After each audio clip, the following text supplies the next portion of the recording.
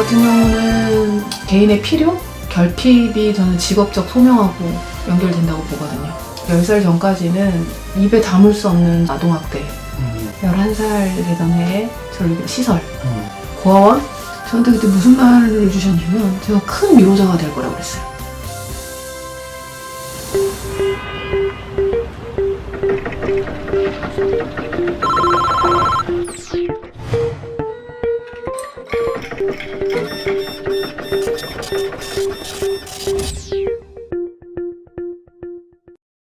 안녕하세요, 선생님. 자기소개 좀 부탁드립니다.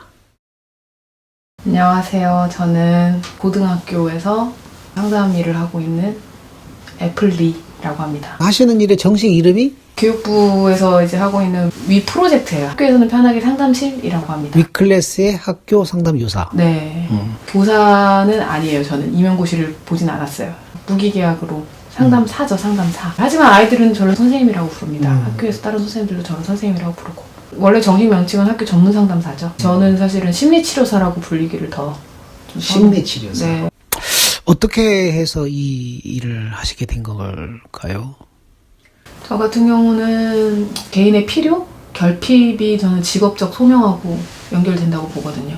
소명이라고는 좀 거창하지만 어쨌든 그게 직업으로 이어지는 것 같아요. 자기의 어떤 결핍들. 이 얘기를 하려면 제 히스토리를 좀 얘기를 해야 되는데 제가 11살이 되던 해죠, 정확히. 11살이 되던 해에 이제 여기 대전으로 오게 되거든요. 근데 그 10살 전까지는 이제 아버지란 표현을 별로 좋아하지 않지만 친부와 살았었죠.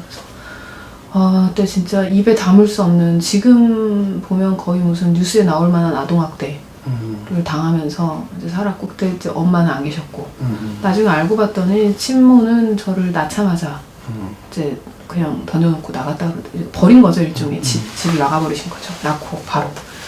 그래서 아버지 손에서, 친부 손에서 자라면서 너무 많이 맞고 이랬는데, 이제 남자 혼자 아이를 키우는 게 사실 현실적으로 좀 어렵죠. 그래서 11살 되던 해에 저를 시설, 고아원에 이제 저를 맡겨서 제가 거기서 자라게 됩니다. 한 10년 정도. 20살이 될 때까지 자라다가, 그때 이제 중학교 1학년이죠. 14살 때, 지금 이제 목사님이라고 그분을 만나게 되죠. 자원봉사 팀이 왔어요.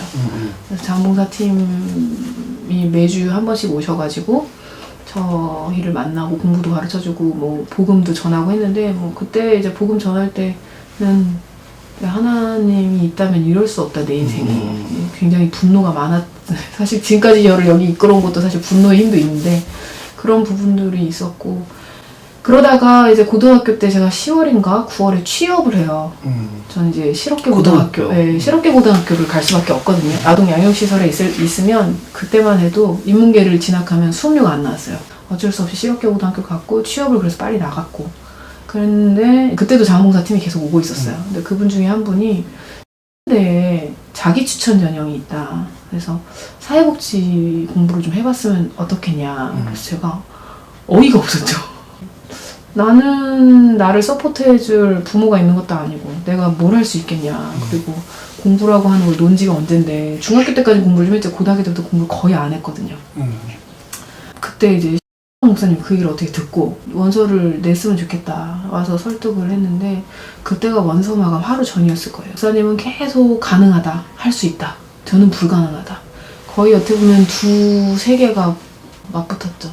결국 제가 이겼고 한 3-4시간 끝에 결국 목사님 집으로 돌아가셨고, 저는 이제 안 내겠다, 난 할 수 없다 그랬는데, 그날 이제 잠을 자는데 갑자기 내복이라도 해보자 라는 생각이 들더라고요. 그래가지고 냈어요. 그 다음날. 진짜 그때 갈 때 그 데가 약간 오르막길이 있는데, 그 올라갈 때 그 마음이 지금 생각해도 정말 두근거렸던 것 같아요. 인생이 뭔가 큰 변화가 있다는 걸 아마 제가 그때 무의식적으로 알았던 것 같아요. 그래서 그걸 냈고, 자기 추천 전형은 그 학교에서 처음으로 시도해보는 전형이었어요.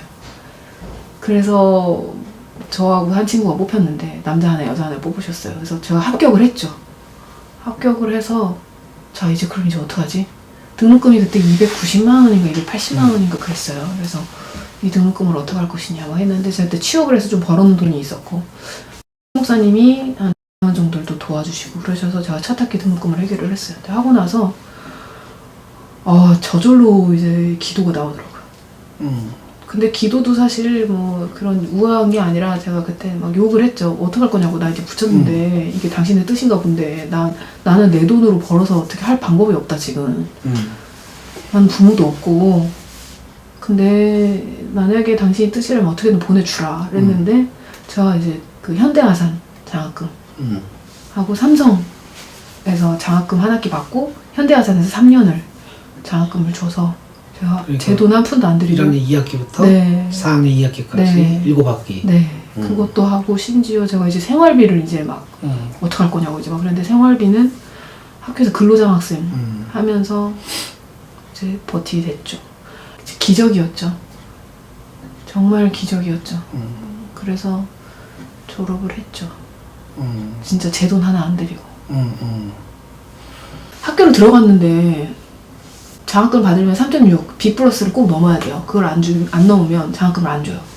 그 B 플러스 넘어야겠고 해서 죽으라고 공부했던 것 같아요. 내가 이걸 왜 해야 되지라는 생각이 오늘 문득 들어서 신대는 강당에서 기도를 할 수 있거든요. 그래서 가서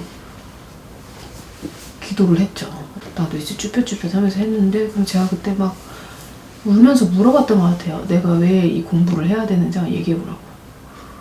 그랬는데 그때 제가 시설에서 이제 살 때 제 옆에 누워있던 동생들을 보여주시면서 얘네들 때문에 해야 된다는 거예요. 시설에? 네. 동생들? 네. 그래서 이게 무슨 말이지? 신대 학생들이 아니라? 네. 저한테 그때 무슨 말을 주셨냐면 제가 큰 위로자가 될 거라고 그랬어요. 큰 위로자. 네. 그리고 그런 음성이 들렸어요. 들렸다. 기도 중에. 네. 기도 중에 내가 위로자가 될 거다 라는 게 확신이 들었죠. 그러니까 응답이죠 어떻게 보면. 그래서 제가 그때 공부를 정말 많이 열심히 했어요. 뭐 성적이 그렇게까지 좋지는 않았지만 어찌됐건 장학금을 놓치지 않을 정도로 계속 유지를 했고 그리고 그때 상담학과 과목을 되게 많이 들었어요. 상담 사회복지학과. 네, 전 사회복지학과 복수전공도 아니었는데 그래서 얼마나 좋아했냐면 교수님이라고 있어요. 그분 수업을 들으려고 막 계속 클릭해가지고 아무튼 100명 제한인데 아무튼 그 안에 들어가서 상담과 친구들도 A뿔 받기 힘든데 A뿔 받고 진짜 한자도 안 놓치고 다 받아 적었거든요. 그때 정말 열심히 공부했던 것 같아요. 그 상담 쪽으로. 그러고 나서 근데 그때도 제가 상담 일을 할 거라고는 생각 못했어요. 왜냐면 사회복지도 어떻게 보면 사람을 위로하는 일이니까. 그러고 나서 이제 졸업을 하고 저는 이제 그때 기도음악 때 본 게 제 그 시설에 있는 동생들을 보여줬으니까 내가 여기를 가서 일을 하는 게 내 소명인가 보다 하고 갔죠. 그래서 1년을 에 있는 그곳에 가서 양육시설에 거기 하나밖에 없거든요. 그래서 가서 일을 하는데 그때는 교대 근무가 없고 24시간 걔네들이랑 사는 거예요. 그냥 같이 사는 거죠. 보육교사로. 근데 너무 힘든 거예요.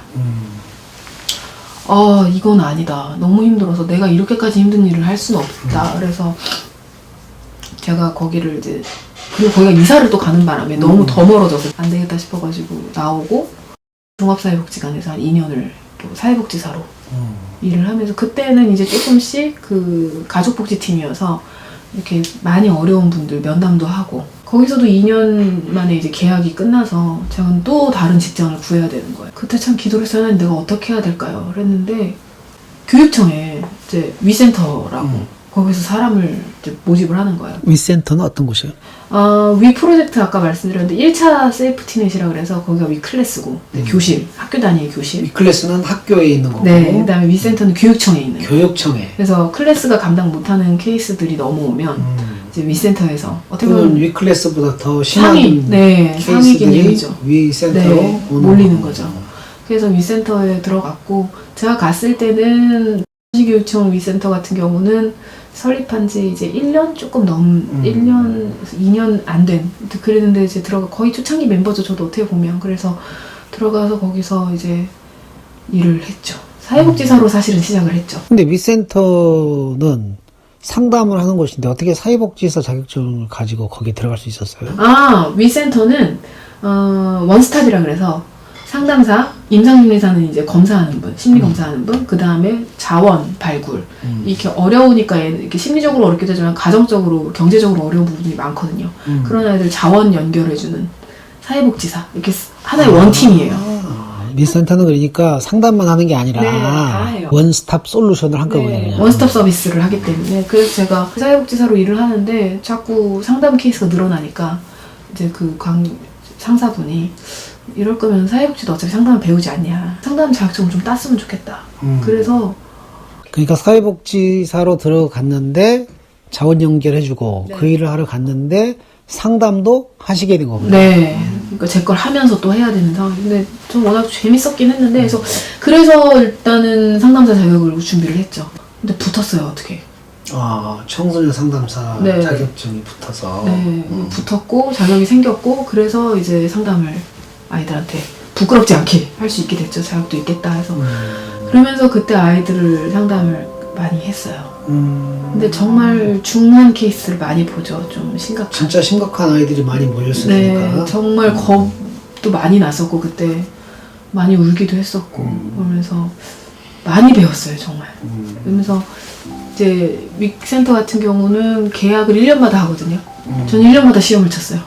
계약을. 네, 계약을 위해서. 재계약이 안 되고 계약직. 다시 시험을 쳐야 돼요. 그래서 1년마다 시험을 치면서 그때는 그런 무기계약 개념이 없었거든요, 아직. 그래서 하면서 아무튼 해서 2015년에 이제 그만두고 2015년까지 하고 2016년에 1년 정도 쉬고 나서 이 학교 상담사를 뽑는 이때 시험을 응시를 해서 2017년에 다시 들어오게 되죠, 학교로.